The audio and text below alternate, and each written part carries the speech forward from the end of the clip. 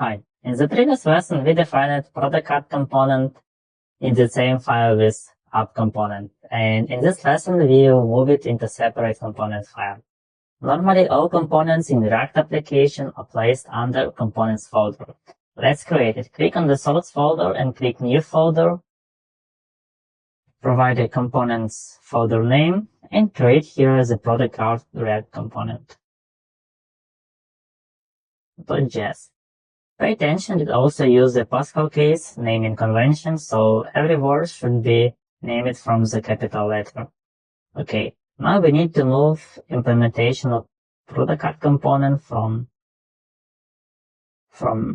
app file to the created file. Okay, so let's see how to use it in an application file.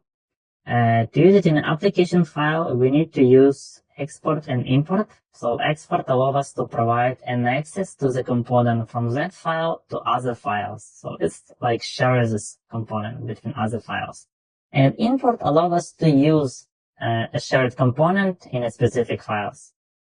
So components can be exported in two ways. There is a named and default export. In other course, we will use the named export because it allows us to import multiple components from one file in case we need it, and it's strict in using the same names during the import. So I will show you an example about it later. Okay, now let's export the product card component. Just add an export and open application.js and at the top of the file add import. And you need to open bracket.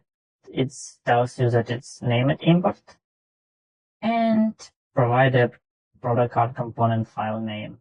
So after we import it, let's open an application and check how it works. So after refresh, it works fine. But let's see how the named import is treated to the naming. Okay, let's imagine we do a mistake and name it product card.